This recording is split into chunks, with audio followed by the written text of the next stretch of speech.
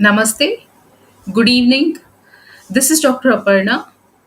I am an Ayurvedic psychotherapist, an emotional healing synergist in my pursuit to address, promote, and propagate Ayurveda and psychotherapy globally.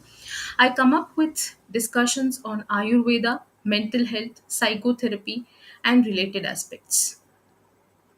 Today, we are discussing ADHD, that is Attention Deficit Hyperactivity Disorder in teenagers.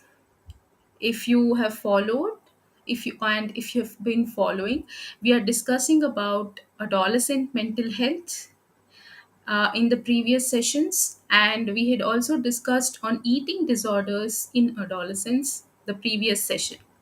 So this session we are going to discuss what is ADHD and what does it look like in teenagers.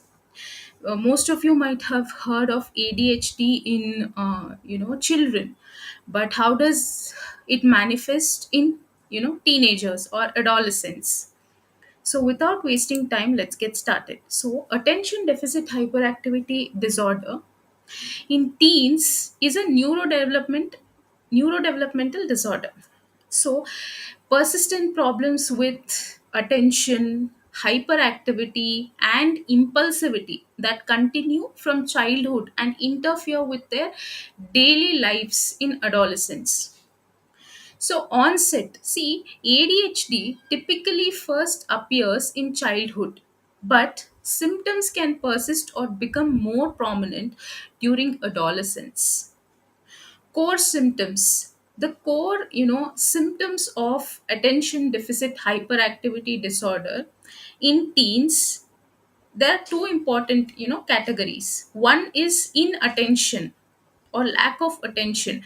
So difficulty focusing, staying organized, and completing tasks.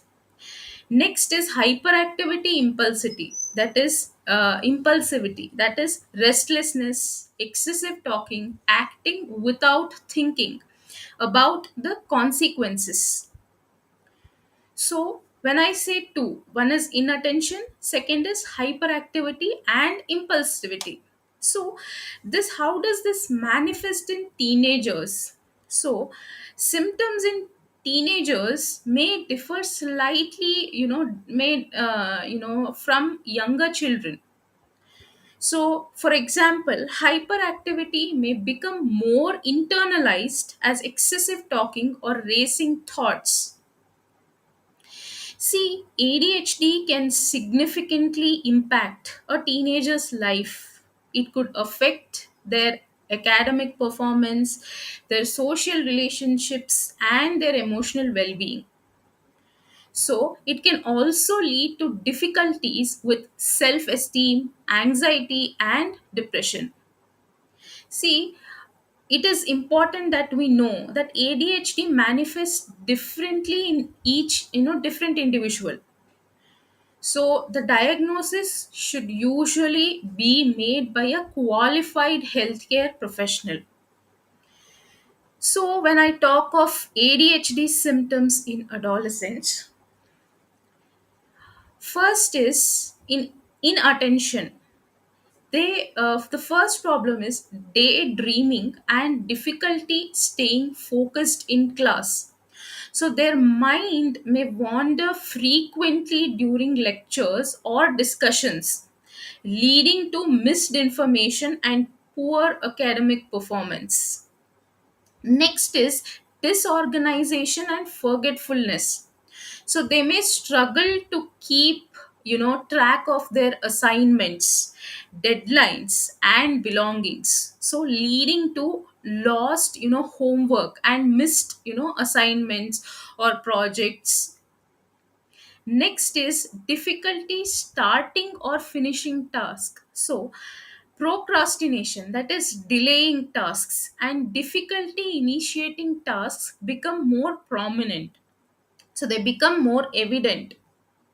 They may start assignments but struggle to complete them due to losing focus or becoming overwhelmed. The next thing that happens is aversion to tasks requiring sustained effort. So subjects requiring long periods of focused attention like reading, homework, any project become particularly challenging. So these are the symptoms we see in inattention. In hyperactivity or in impulsivity, there is restlessness and fidgeting. I'll explain both. So, while less common than in younger children, some teens, may still exhibit physical restlessness. This could be there, this might not be there as well. Physical restlessness, like tapping their feet or constantly moving their hands, and they sometimes have self-focused behavior, so it can be difficult for a teen with ADHD to recognize what other people want or need. So they can have a hard time waiting for others or taking turns, so they will be more impatient. Fidgeting, see, and the next thing is restlessness is a common sign of, attention deficit hyperactivity disorder, but someone with ADHD might find it difficult to sit still without squirming or getting up. So that is fidgeting. So they cannot sit still, they will do some or the other activity. Next is heightened emotionality. So research suggests that people with ADHD may not reach the emotional maturity of a typical, 19-year-old or a 20-year-old till their late 20s or early 30s. So, adolescence for them is an emotional roller coaster. So, with ADHD in the mix, angry outbursts and overly dramatic scenes may play out in inappropriate, circumstances. So, they also have fear of rejection. That means rejection sensitive dysphoria is common in people with generally with neurodevelopmental disorder, especially in ADHD. So, high emotions can be triggered by rejections, teasing, or criticism. They could become highly sensitive or emotional, when they face rejections, teasing, bullying, or criticism. So then there is internalized hyperactivity. That means this can manifest as excessive talking, rapid thoughts, and difficulty relaxing. They can't relax. So, impulsivity leading to risky behavior. That means teens with ADHD may be more prone to risky behaviors like substance abuse, reckless driving, or unprotected sex due to difficulty considering the consequences before acting. So, their impulsivity could lead to risky behaviors as well. Then, the most important thing is social difficulties, that is, impulsivity and difficulty focusing on conversations, can make it hard to develop and maintain friendships. So, they might interrupt others or blurt things out without thinking, so leading to social awkwardness. So, additionally, they might experience low self esteem. So, academic struggles and social difficulties could, lead to feelings of inadequacy and worthlessness. They could feel that they are worthless and they are poor. They know that because they have academic struggles and also social difficulties and difficulty managing emotions. They may struggle to regulate their emotions, leading to outbursts of anger, irritation, or frustration. They get agitated very soon because they have difficulty managing their emotions. And motivation problems, that means difficulty focusing on long term goals and challenges. They cannot focus on long term goals and challenges with planning. So, This can decrease motivation for schoolwork, college work, or future endeavors. So these are the symptoms what might happen. So now, because of these symptoms, what is the impact of ADHD on, the physical and mental health impact? See, the impacts of ADHD can be particularly challenging during adolescence. That is a time of significant social, emotional, and academic development. So they could have, on the mental health side, they could have increased anxiety and depression. See, the academic and social challenges associated with ADHD can significantly contribute to anxiety or depression in teens.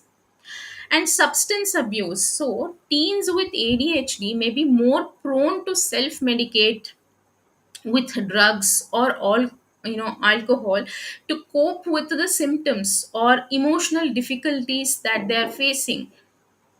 The next is eating disorders. So, similar to substance abuse, disordered eating patterns may be used as a coping mechanism, for the challenges they face because of the ADHD. The next thing is physical health. See, sleep problems such as, difficulty quieting the mind and staying focused. This can also disrupt the sleep patterns. So this might lead to fatigue because of their mind, being disrupted continuously. So they might feel fatigue, and it also could impact their daytime functioning or productivity. So the next thing is increased risks of accidents and injuries. So impulsivity and restlessness can lead to risky behaviors, so by increasing the chance of accidents and injuries. So, and they could also have headaches and stomach aches. So stress and anxiety associated with ADHD can manifest as physical symptoms. The next thing is, the important thing to remember is, see, early diagnosis and treatment can significantly improve, a teenager's life and help them manage their ADHD effectively. So how can parents support, teenagers with ADHD, because they face unique challenges? First thing, we'll discuss about parents, teachers, and the school system. But today we are going to discuss about what can parents do, parents' role.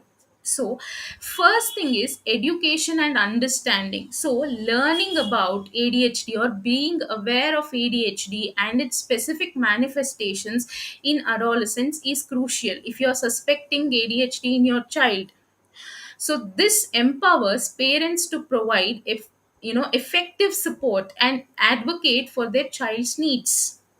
The next important thing is open communication. So maintain open and honest communication with your teen about ADHD. So discuss the challenges they face, and the work together, to develop, coping mechanisms. The next thing is positive reinforcement.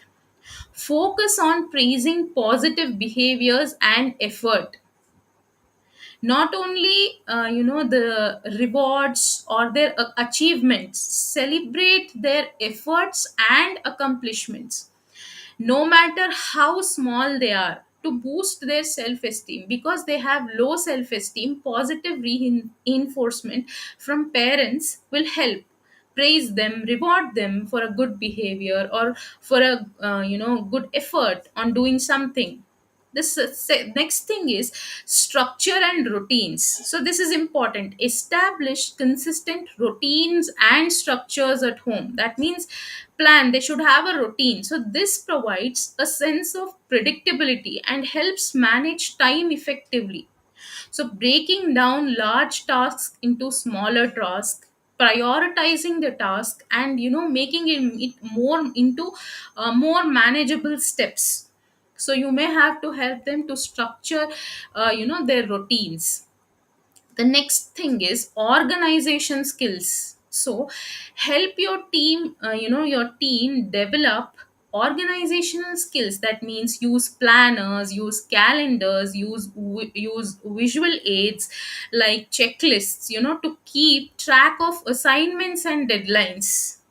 So you have to, help your team develop the organizational skills, to make checklists, to use planners, to use calendars, to use visual aids, to use vision boards, goal trackers, all of them. Next is healthy habits. So you have to promote healthy sleep habits, a balanced diet, and encourage them to exercise or get involved in some kind of sports. So these all these will significantly impact their focus, mood, and overall well-being. And next important thing is collaborate with the school teachers and collaborate with the school. So communicate openly and regularly with your teens teachers. Share the diagnosis information and work together to develop a plan to support their learning in the classroom. So all these are the things which parents can do to help their teens, who are suffering with ADHD. So this is for today, and next in the next session we are going to discuss what is the teacher's role and what are the therapies which can help ADHD in teenagers and related aspects. So, thanks for watching, and you can post in all your queries, your thoughts, if you have experienced, if you have teens with ADHD, if you want to share something with us, please do feel free to, share that in the comment section. And thanks for watching. Namaste.